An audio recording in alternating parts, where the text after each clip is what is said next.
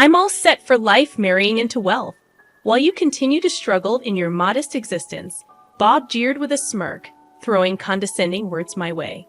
His shrill voice pierced the air, disrupting my relaxing break in the hotel lobby. I wondered where he had met his new wife, a president's daughter, no less. Julie, the daughter of Johnson Enterprises. Bob, with his middle-aged man's laugh, seemed oddly proud, but the mention of Johnson Enterprises caught my attention. It sounded familiar. But which company was it? Ah, yes, I recalled the details about Johnson Enterprises, and a proud smile spread across Bob's face. Meanwhile, I struggled to suppress a laugh bubbling up inside me. My name is Amy. I'm 35 and living with my husband Bob. I work in my family's real estate business, handling mostly administrative tasks. My father, the president, manages the key business strategies. Being an only child, I'm expected to eventually take over the company. With older executives at the helm, I feel the pressure of one day becoming the president. However, I've been careful not to discuss much about our family business with Bob, who only finished high school and works in a moving company. I don't want to bring work matters home, and Bob, feeling somewhat inferior, avoids the topic. Of course, moving is a tough job requiring physical strength and skill, a job for professionals. I don't mind that he only has a high school diploma, but I understand his feelings, so I avoid mentioning my prestigious university degree or my future role as president in our daily conversations. Bob and I met through a friend's introduction in college. My friend had hired Bob's moving company, and he was in charge of her move. Initially interested in my friend, Bob was turned down, but they got along, so she introduced him to me. Our unusual meeting turned out well, as Bob's carefree nature was a good match for my meticulous personality. After several dates, we became a couple in my late 20s, and at the right age for marriage, our relationship quickly led to marriage within a year. Thus began my life as Bob's wife. Our married life started without any issues. Bob's parents were incredibly kind, always welcoming me with smiles during our visits. Considering the common mother-in-law issues among my friends, I felt lucky to have such a harmonious relationship with my in-laws. However, Bob's demanding job often kept him out until late, physically taxing and leaving him exhausted. Despite his fatigue, he never neglected our marital life. While appreciative, I often thought he didn't need to try so hard. Thanks for always waiting up for me. Bob would thank me for simply preparing dinner after his long workdays. I felt blessed to have such a wonderful husband, but our peaceful days began to waver a year into our marriage. Hey, why can't we have kids? One night as we got into bed, Bob casually brought up the subject, his tone slightly irritated. It took me by surprise. I had thought about having children too, and although we weren't actively trying, given our regular marital life, I believed it would happen in time. It's just bad timing. We've only been married a year, so it's not something to worry about yet. I reassured him. I definitely wanted children, but knew that rushing wouldn't help. To reassure Bob, I deliberately adopted a relaxed tone and said, "It's still okay, huh? Don't you know for couples not using contraception, there's about an 80% chance of conceiving within a year?" Bob, more forceful than usual, even quoted percentages. 80% within a year. Not well versed in pregnancy statistics, that number seemed incredibly high to me. Really? If you're that eager for kids, should we get tested together? I thought it best to identify and address any clear issues. I proposed that both of us undergo fertility tests, but Bob's response caught me off guard. What are you talking about? Are you implying it's my fault? Infertility issues are usually the woman's fault. There's no point in me getting tested. Bob's contemptuous tone, a first for him, stunned me. I hadn't accused him of being the cause. I simply suggested testing since we didn't know where the issue lay yet. However, Bob jumped to the conclusion that I was blaming him and added, "It's definitely the woman's fault," as if to say I was the problem. I wanted to say more, but I was shaking, barely able to reply. Of course, I managed to say, "So just you get tested. I'm too busy with work. I have a job too. You're just a placeholder office lady, right? Just coasting along in a company thanks to your dad's connections." I never just coast at my company. Sure, I do a lot of administrative work now, but I'm also learning management skills from my father for when I take over the company. I'm constantly trying to prove myself, and it's tough dealing with the higher-ups. Bob just doesn't understand my struggles. That night, it seemed pointless to argue with him. Any word I said was met with sharp retorts, and we went to sleep back to back in a heavy atmosphere. From that day on, Bob's attitude towards me changed completely. I'm home. What? Dinner's not ready yet? What time do you think it is? Can't have kids. Can't do housework. What a useless wife.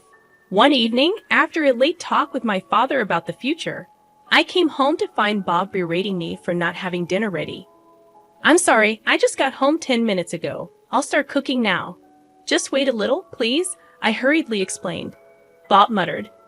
That's typical of a small company's boss's daughter. He didn't know, but my father's real estate company was not small at all, with hundreds of employees. But I knew arguing this point was meaningless. I'll cook right away, have a drink, and wait. Bob loved his alcohol. It seemed to calm him down. Relying on alcohol to maintain our relationship felt sad. I hated being berated by him, but if alcohol could soothe him even a bit, then it was worth it. The next morning, Bob's mood hadn't improved. Make sure dinner's ready when I get home, he spat as he left. I sighed, thinking about my plans for the day. I had taken the day off to visit the gynecologist for fertility testing, as previously mentioned by Bob. Although I was the one who initially suggested the testing, the fact that only I was undergoing it while Bob refused was something I found hard to accept. But complaining wouldn't change anything. If the issue was with me, I needed to start infertility treatment promptly. Bob had been wanting kids, and I too hoped for a child soon. I knew fertility rates differ between the 20s and 30s, so sooner was better for treatment.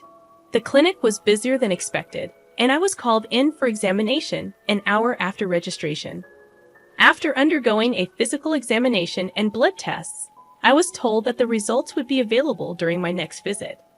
It would be a shock if the issue was with me, but I was prepared for any necessary steps, no matter the outcome. I resolved not to lose heart. Bob, I went for the fertility test today. When Bob came home from work, I informed him about the test. Figures. If the problem's with you, testing's the right thing to do. Let me know the results as soon as you get them, he said. Bob's belief that I was the cause of our infertility frustrated me. The fertility testing required much time and effort, and a bit of understanding from him would have been welcome. 5 years passed, and I turned 35. Though we continued our efforts to conceive, we remained childless, and Bob seemed to have given up on having a child with me. His late nights increased, and sometimes he didn't come home at all. When asked, he said he was out drinking with colleagues, then singing karaoke till morning. His behavior was more akin to a college student and deeply exasperated me. My work had become busier, and the thought of starting a family was pushed aside. But Bob's recent actions were too much. His lack of concern for our home life was clear. One day, after Bob went out on his day off, I observed that he had left his smartphone in the living room, forgetting to take it with him.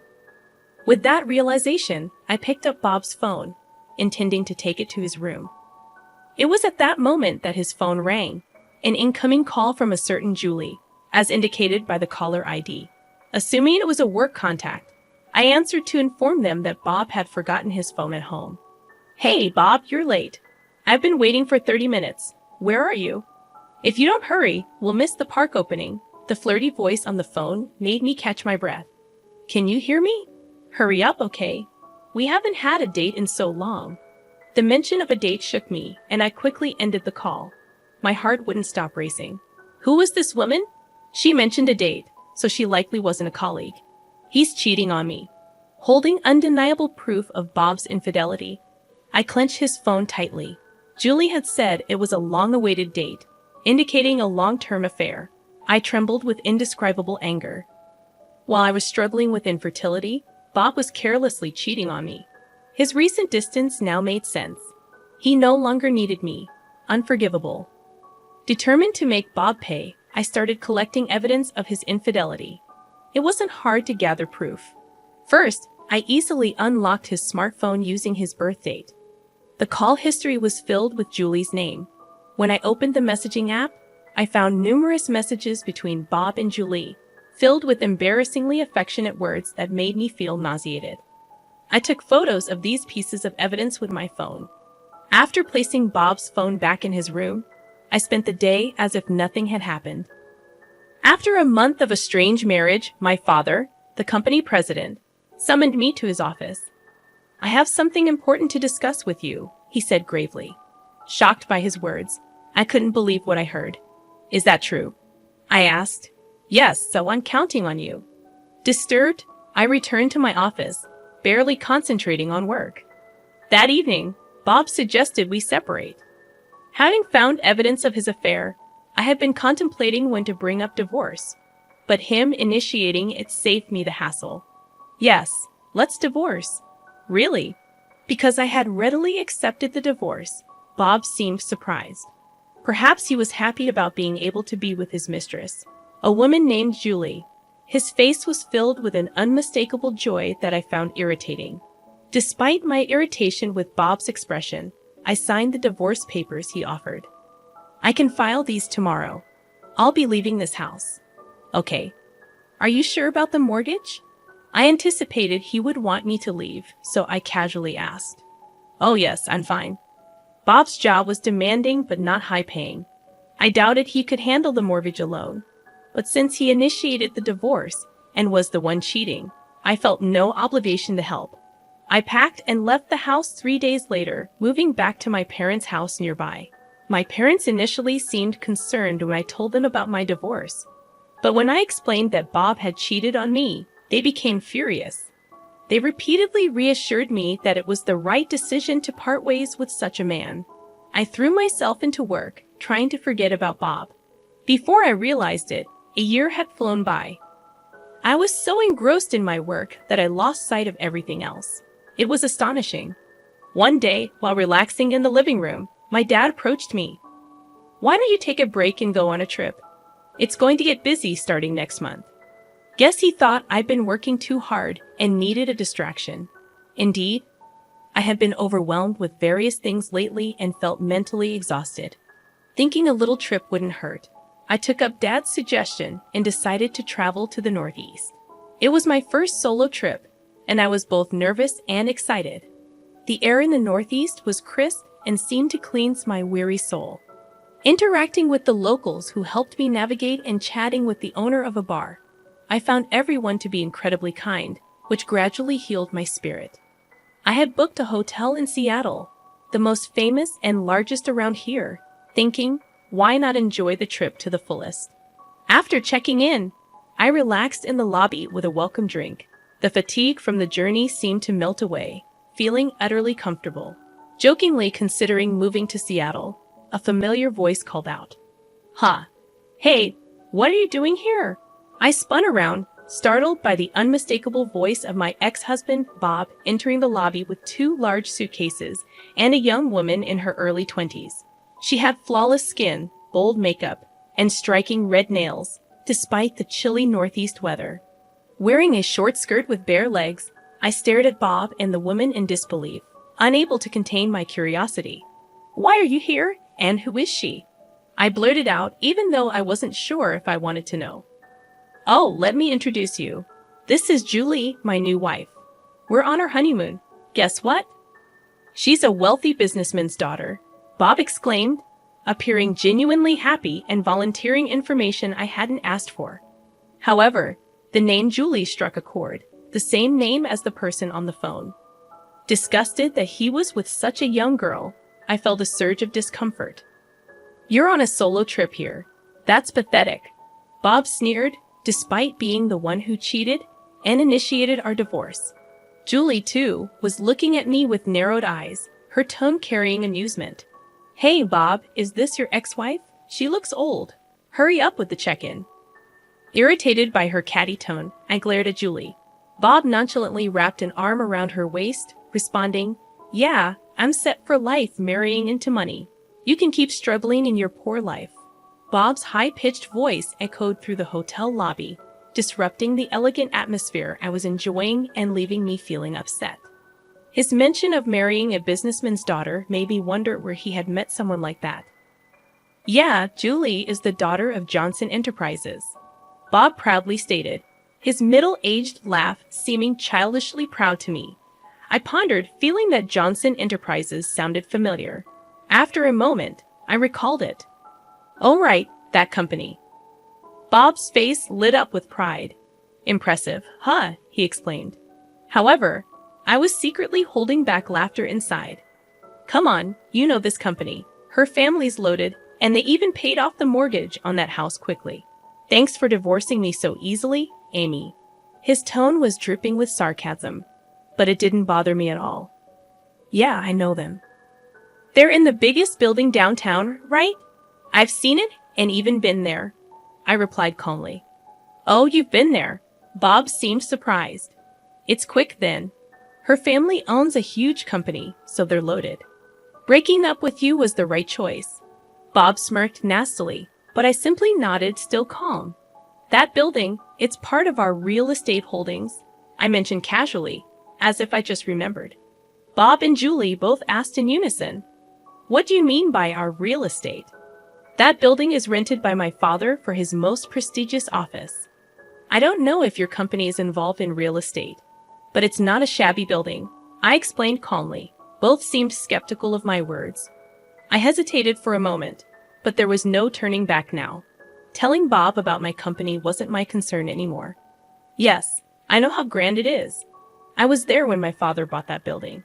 It was about $200 million, I think. But recently, Dad was complaining about a tenant not paying their rent. Turns out it was your company. In fact, my father is a real estate magnate with assets worth $3.2 billion. The building Johnson Enterprises is in is one of them. The tenants of the building change regularly, but currently it's Johnson Enterprises. For the past few months, they hadn't paid their rent. And that's what was troubling my father. Rent not paid. Julie looked shocked, but then she burst out laughing. That can't be true. Our company's doing great. We can surely pay the rent. I'm not falling for such a lame lie to drive a wedge between Bob and me. Her shrill voice echoed in my ears. I let out a deep sigh. It seemed like a reasonable conversation with this woman was impossible. Pulling out my smartphone right there, I decided to call my dad. Dad, I'm here with the daughter of Johnson Enterprises. Can you send me a photo of the reminder notice for the rent? I quickly relayed my request, and Dad sent a photo of the rent reminder notice for Johnson Enterprises. Showing it to Bob and Julie, I doubted they could suspect it was fake, given the speed. See, you can tell, right? 3 months of unpaid rent. If you don't pay soon, we might have to sue. What are you going to do? At the mention of a lawsuit, Bob and Julie's faces turned pale. Come to think of it, Dad has been really on edge lately, yelling about sales and firing a lot of employees. Julie mumbled, sounding unsure. Seeing her, Bob shouted in despair, Lies. You're just trying to trick us and tear Julie and me apart, aren't you? You're still that kind of person, trying to get back at me for remarrying. Your tactics are dirty. Startled by Bob's loud voice, I took a step back, hearing Bob's accusations of dirty tactics. Memories of all the heartless words he had hurled at me during our marriage flooded back. Determined to confront Bob, who was now gloating about marrying Julie, a wealthy businessman's daughter, I prepared myself to tell him the truth. What are you even saying? Do you really think I still have feelings for you? How foolish. I've long been fed up with a man like you. In fact, I've been feeling sorry for Julie, who got caught up with you. Did you marry her just for her money? You married me for shallow reasons too, like wanting to get married quickly or wanting kids. And who was it that left me when he found out we couldn't have kids? Who insulted me, calling me useless for being infertile? You're to blame for all of it, yet you think I still like you. You must be out of your mind. I unleashed my pent-up frustrations on Bob, feeling a wave of relief. Bob, on the other hand, seemed infuriated, trembling with anger. You're just an arrogant old hag. You probably can't even get married or have kids anymore. Julie and I were planning to have fun making a baby after this trip. And now you're accusing Johnson Enterprises of not paying rent. panicked upon realizing the poor performance of Johnson Enterprises. Bob was desperate to blame all his misfortunes on me, deciding to deliver the final blow. I calmly said, "Oh, I didn't mention it, but I'm 4 months pregnant. I'm in the stable phase of my pregnancy, so Dad suggested I take this trip to relax. Of course, I have my doctor's permission." That's right. After divorcing Bob, I had found a new love. My boss at work and a subordinate of my father. He supported me mentally when I was struggling, encouraged me at work, and fully supported me. I found out I was pregnant with his child just 3 months ago. Knowing about the baby, I immediately married him. It was a quick marriage, but the company celebrated it grandly. My pregnancy was going smoothly, and encouraged by my father and husband, I embarked on this trip. And just before breaking up with Bob, my father had told me he was retiring as CEO next month. He decided to retire after being diagnosed with diabetes and thinking it was time to step down. Therefore, I would inherit my father's assets. This made it easier for me to accept the divorce from Bob. Even without Bob, I knew I could live a full life. The word pregnant slipped effortlessly from my lips, leaving Bob shouting, "What? You're pregnant? So, were you using birth control when we were married? What's going on?"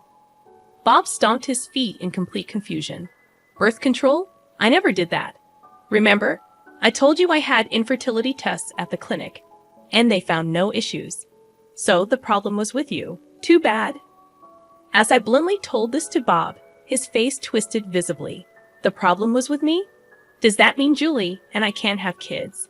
Why did I divorce you and marry Julie? Bob muttered to himself, shoulders slumped in defeat. "What do you mean? Why?"